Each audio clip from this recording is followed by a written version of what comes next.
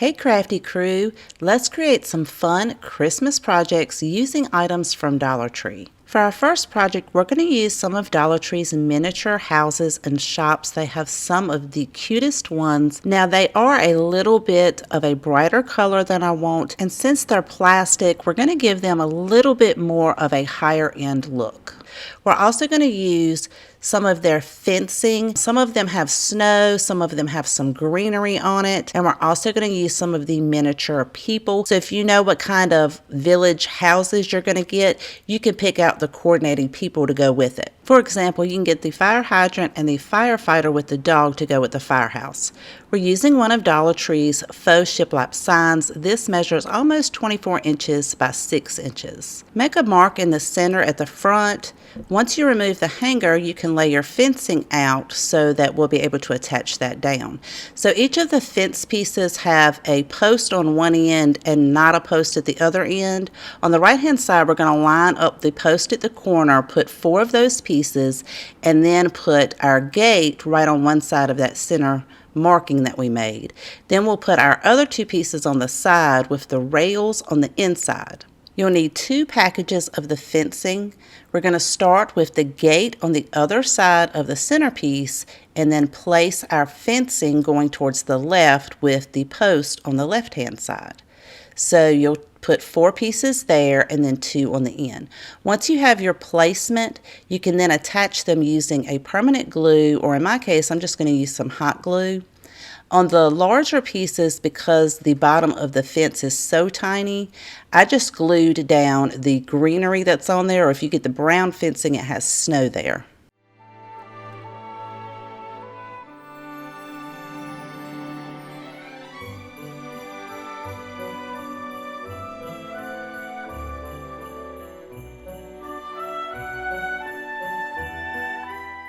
On one end, the fencing did not cover up the hole where the hanger was, so I'm going to fill that in with some hot glue, press that flat, and then take my hairdryer to go over it to make sure there aren't any glue strands before we paint this. So I'm going to take everything outside, and I am using a matte white spray paint.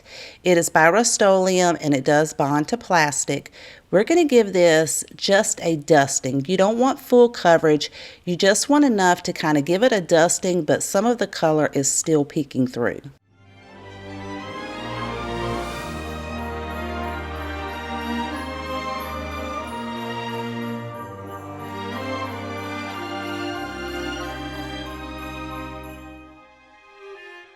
Now that they have fully dried, you can still see some of the color showing through.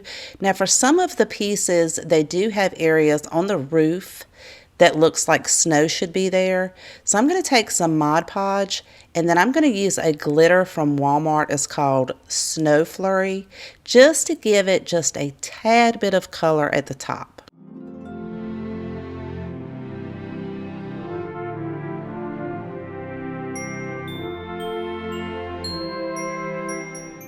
I'm going to show you a close-up in just a minute once I put these batteries in to show you that once you turn the lights on, you can really see some of the colors underneath the paint, especially like this bed and breakfast one. You can still read the sign in the front and the colors of the siding as well as the door, and I can't wait to show you guys what it looks like at nighttime. Now it's time to set everything out on the board to see how you like it. So I'm just staggering mine, some in the front, some towards the back. I definitely wanted the church in the middle, right in front of the 2 gates.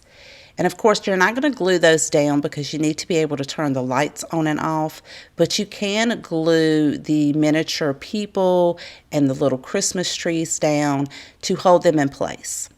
I'm going to use some of Dollar Tree's bottle brush trees for just a pop of color, but if you wanted it to be all white, they do have the white bottle brush trees. And I decided to take some of Dollar Tree's fairy lights and wrap them around those trees. So the 2 in the middle, you'll only be able to put the lights in the front just to have enough lights to be able to wrap that final tree. You can also tuck that battery pack right behind the last house. Now this is really beautiful during the daytime, but at night it is absolutely magical.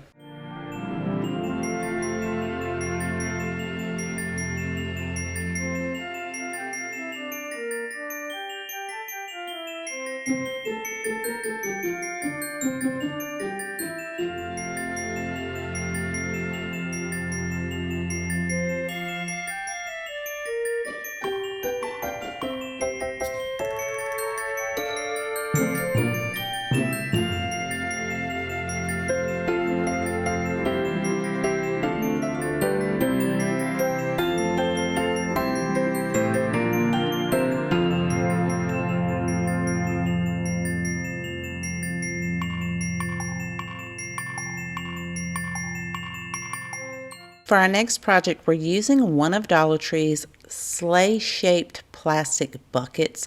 You can find this in the gift box section in their Christmas aisle.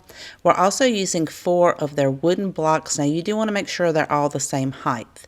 We're going to attach one to the inside of each corner of that indentation on the bottom.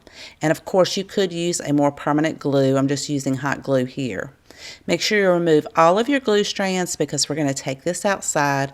We're going to use that same matte white spray paint that we used in our previous project, and this will take 2 coats. I also made sure to spray the inside. I allowed mine to dry for a couple of hours and it just gave it a beautiful finish. I even painted the bottom just in case you could see it. I want to really bring the outline of the sleigh out. So I'm going to use some gold leaf rub and buff. I've never used it before and I wanted to give it a try, but you could certainly use an acrylic gold paint for this. I'm applying it with a paintbrush. You can blend it in a little bit, but I actually liked it with the darker color, so I'm just going to apply it and leave it on there. I'm going to go around the entire top outside rim. And once I have that completed, I'm going to actually use my finger to go over the thin portion at the very top of the sleigh. And don't worry, this stuff washes off with soap and water because it kind of feels almost like a wax. I decided to also go around the entire outline of the sleigh, so you can add as much or as little as you like.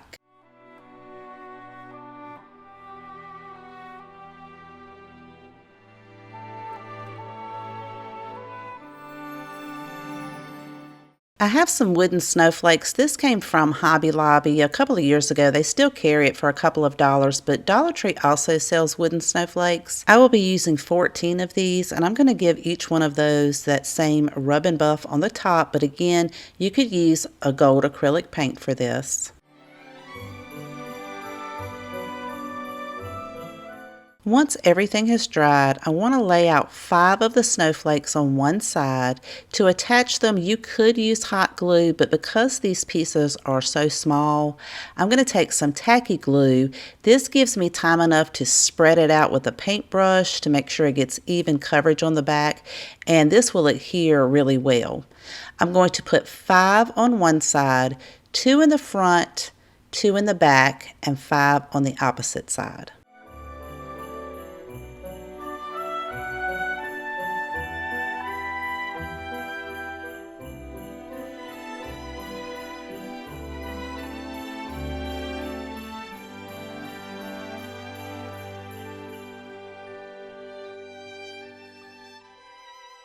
This is how mine is looking so far, but you can add as many snowflakes as you like. For the bottom of the sleigh, we're going to use 2 of Dollar Tree's metal wreath hangers. The part that goes over the door, right there where that bend is, you're going to bend it back in the opposite direction, and these are very easy to bend. It's very thin metal. Just bend it all back as far as you can, and then just wiggle it back and forth, and it will break. So we'll do that for the other wreath hanger as well.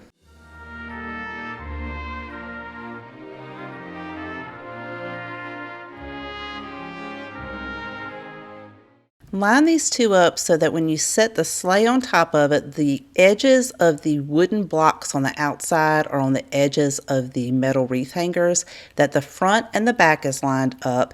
You're going to attach it using a permanent glue because hot glue is not going to adhere to that metal. I'm using that tacky glue.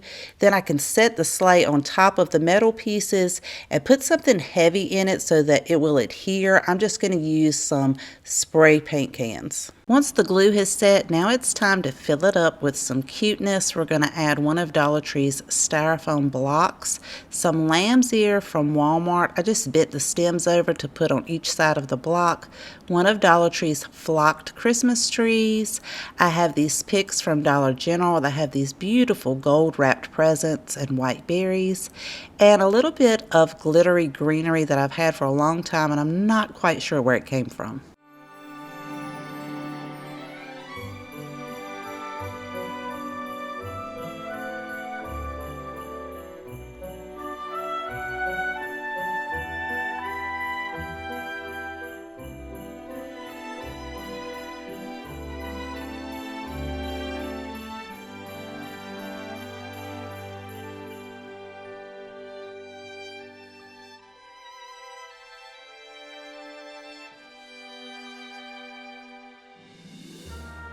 Okay, this next one is not really a DIY, but something that I wanted to share with you guys just in case you see them, you don't pass them by. They are snowflake shaped candles. They're gold and the detail on them is absolutely beautiful, and this was from Dollar Tree. So if you add one to one of Dollar Tree's glass plate candle holders, it gives off a beautiful glow at night, but I thought, I wonder if these would float.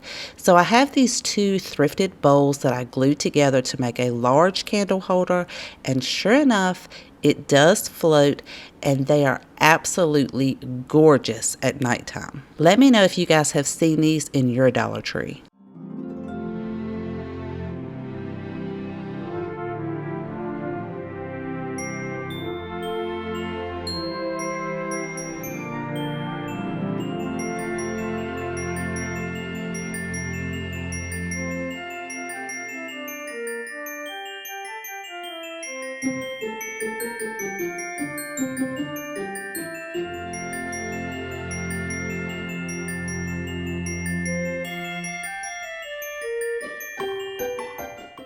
I've seen these lanterns in Dollar Tree for the last couple of years. They have some really cute designs on them, but they do look very plasticky. So we're going to give them a little bit of a higher end look. The first thing I'm going to do is take a piece of painter's tape and use a pair of tweezers to try to wrap around the flame on the inside of the lantern. You don't want to wrap it too tight because you want to be able to remove it later.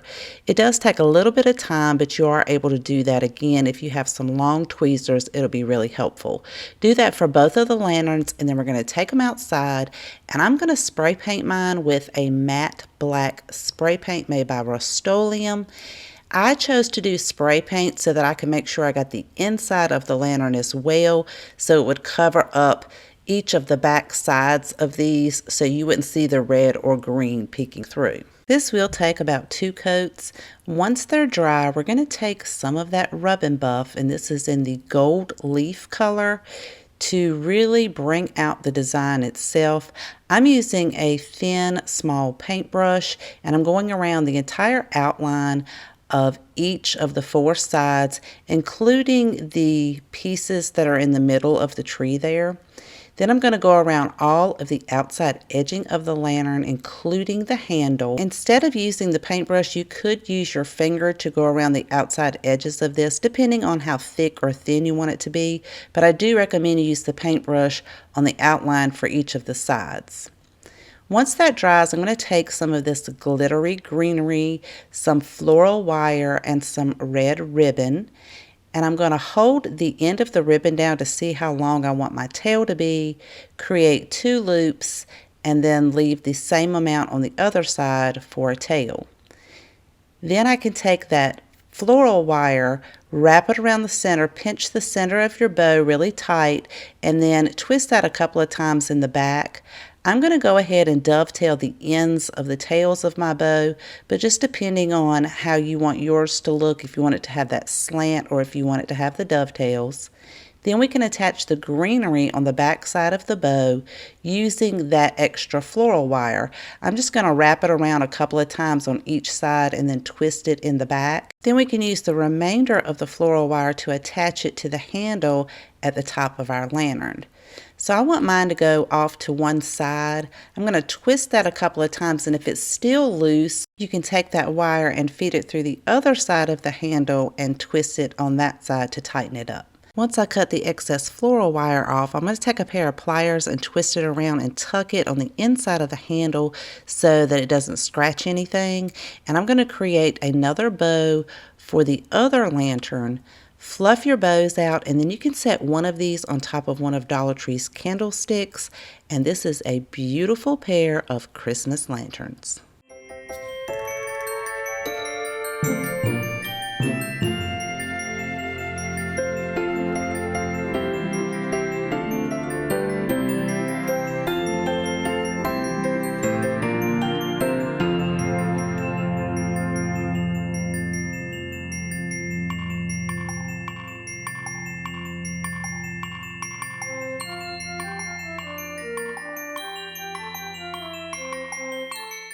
I hope you enjoyed today's projects and found tons of inspiration. And if you haven't done so already, I'd love for you to click that subscribe button right below this video and become a part of our Crafty Crew.